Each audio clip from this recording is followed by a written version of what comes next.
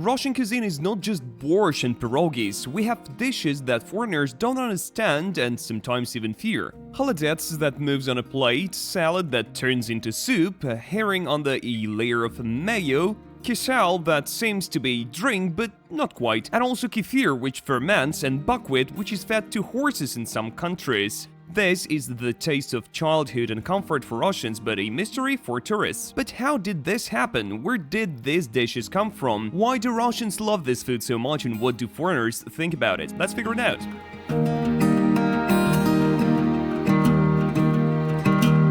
Holodets. Imagine a situation. You're a foreigner and visit Russia for the first time. You come to a family celebration and see this on a table. A translucent jelly with pieces of meat inside. Although not everyone notices the meat, and some foreigners' guests even mistook it for a dessert, because it resembles jelly and a cake with marmalade.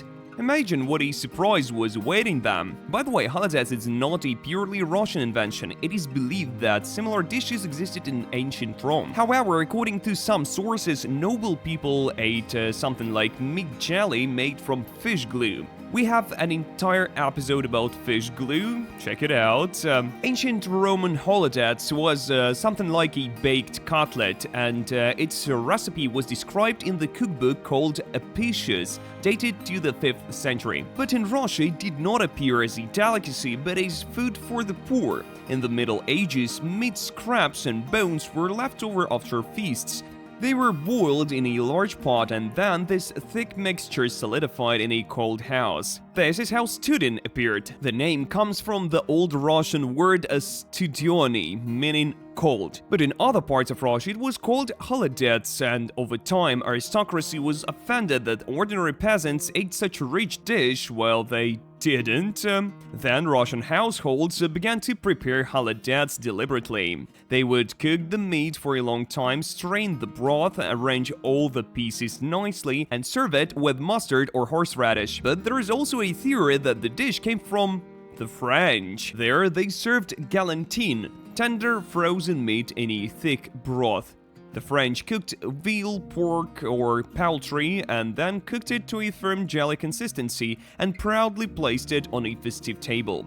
The Russians liked the idea, but they cooked it their own way. They started using simpler meat, fattier broth, and serving it not in thin slices, but in huge portions, so that it would be a fill-in and last a long time. That's how galantine turned into our austere but beloved holodets. In general, aspic is a real superfood. It contains a huge amount of collagen, which is responsible for joint health, skin elasticity, and strong nails.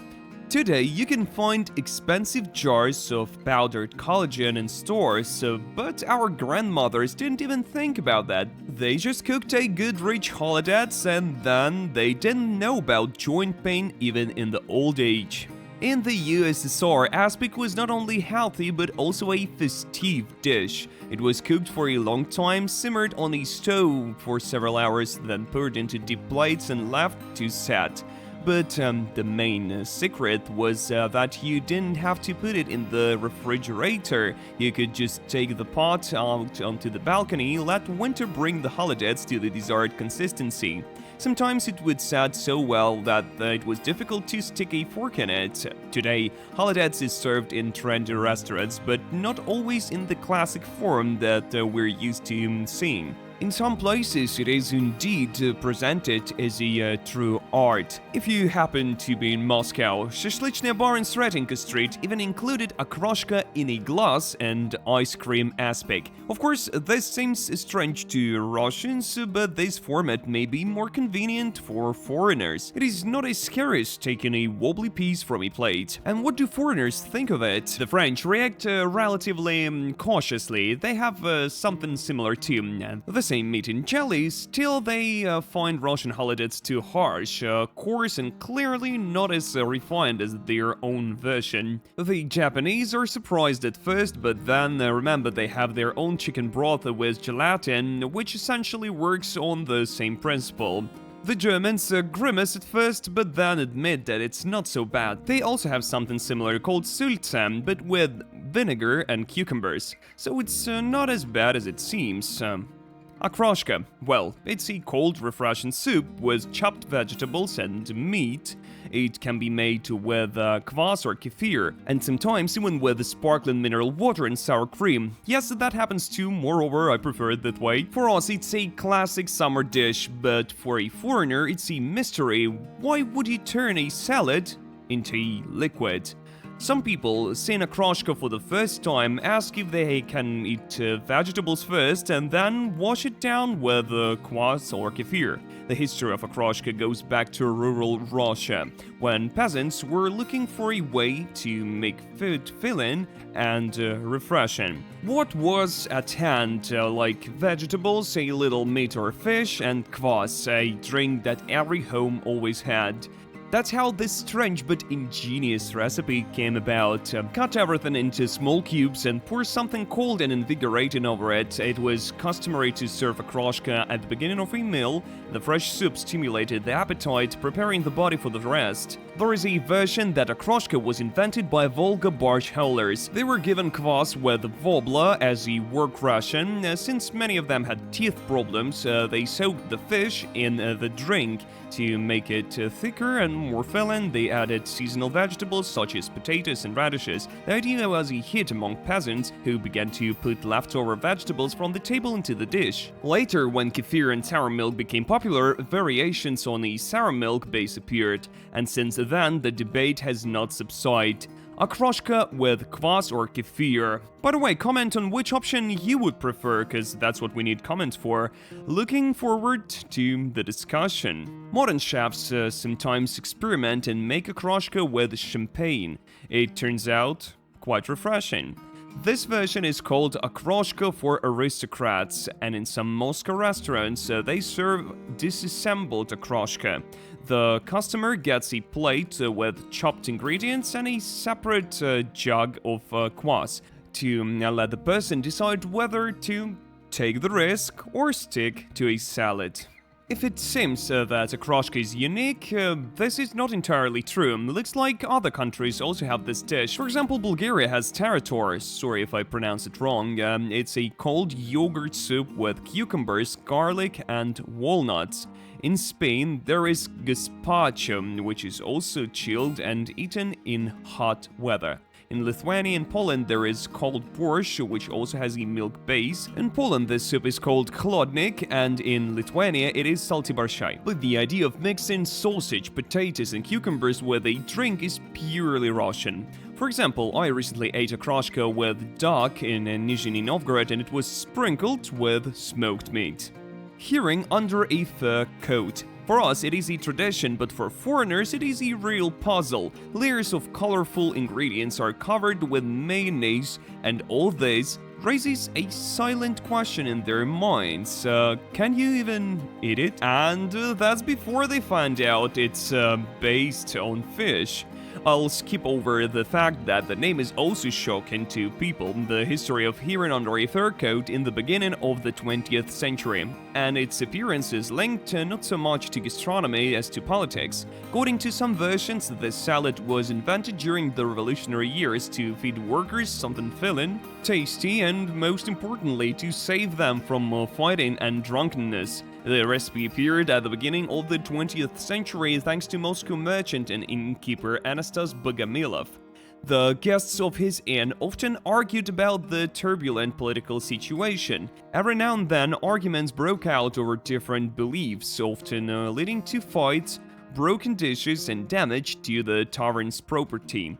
Therefore, Bogomilov came up with a unifying appetizer, and its ingredients symbolized the different strata of the new Soviet society. Inexpensive herring for proletariat, onions, potatoes and carrots for peasants, beets for the Red Army, and mayonnaise, which was gaining popularity at the time, was bourgeoisie. This hearty dish was well suited as an appetizer to alcoholic beverages, and thanks to it, visitors did not get drunk so quickly. There were far fewer quarrels and fights in the tavern, and the name fur coat supposedly was an abbreviation for boycott and anathema to chauvinism and decadence. chance. But this version has never been proven, although this legend sounds interesting. According to another version, herring under a fur coat got its name because in the 1971 book 100 Recipes for the Holiday Table, it was originally called herring under a snowy coat.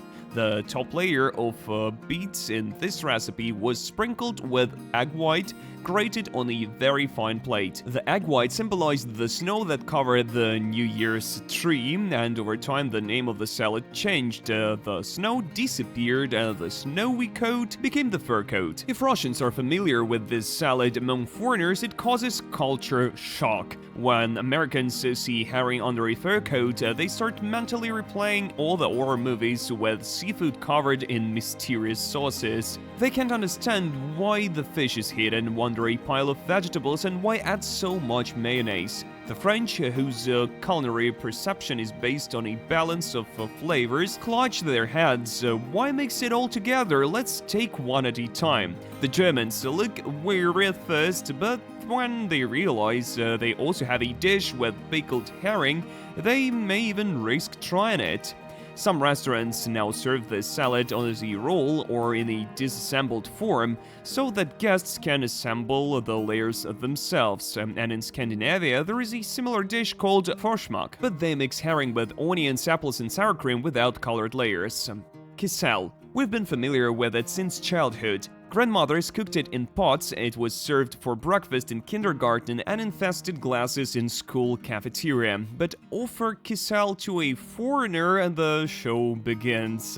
Is this a soup? Is this dessert? Why does it stretch like liquid marmalade? The history of Kissel is so ancient, it was drunk or eaten even in the days of ancient Rus. But it looked completely different from what it looks like today. In medieval villages, Kissel was made from oats or rye, fermented, boiled. The result was not a sweet berry in starch, but a hearty, slightly sour dish that was eaten with spoons.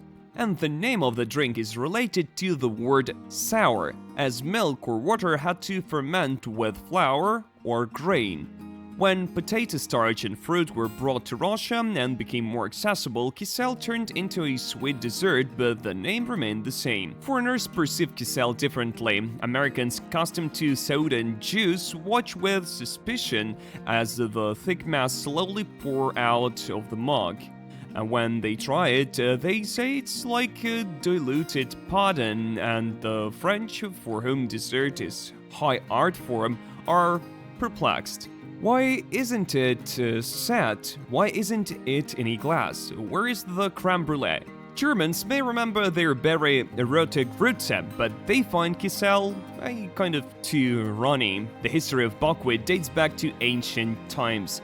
The homeland of this cereal is the Himalayas, but it gained real popularity in Russia, where it was brought from Byzantium. The Byzantines were then called Greeks, which is why this grain got the same Greek grain, to be more precise. According to another version, it got its name in Kievan, Russia, since buckwheat was mainly cultivated by Greek monks at that time.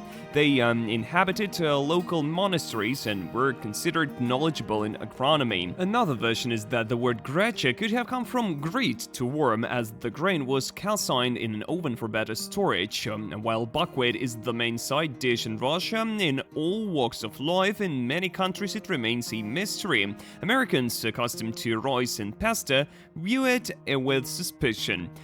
So is this breakfast or dinner or a side dish? And the funny thing is that buckwheat can be anything. With meat, it's a side dish. With milk, it's breakfast. The French respect buckwheat in the form of galettes, but they find boiled buckwheat porridge difficult to accept. Italy's a different story. Their buckwheat is called horse feed, because in some regions they actually feed it to animals, which means that seeing how Russians eat it with such gusto is a cultural shock. Germans who are used to their traditional cuisine can try it if there is a good sauce nearby, and the Japanese know buckwheat in the form of soba noodles, but the idea that it can be simply boiled and eaten with spoons baffles them. But the most interesting reactions begin when foreigners learn how attached Russians are to buckwheat. Try asking a Russian living abroad what they miss most. 90% will answer buckwheat. They carry it in suitcases, send in parcels, look for it in Russian shops, and are happy to find it as if they have won the lottery. In the Soviet Union, buckwheat was both food and a strategic reserve, because if you have buckwheat at home, you'll never be hungry.